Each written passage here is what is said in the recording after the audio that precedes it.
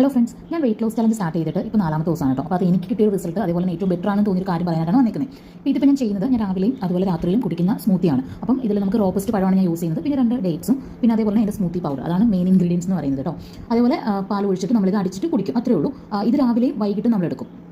അപ്പോൾ ഇതിൽ നമുക്ക് മെയിൻ കാര്യം എന്ന് വെച്ച് കഴിഞ്ഞാൽ എനിക്കിപ്പോൾ നമ്മൾ സ്റ്റാർട്ട് ചെയ്യുന്ന അന്ന് 73.5 എൻ്റെ വെയിറ്റ് എന്ന് പറയുന്നത്. അപ്പോൾ ഇന്നിപ്പോൾ ഞാൻ മോർണിംഗ് ചെക്ക് ചെയ്ത ടൈമിൽ അത് നല്ല വ്യത്യാസം വന്നിട്ടുണ്ട്. 71.65 വെയിറ്റ്.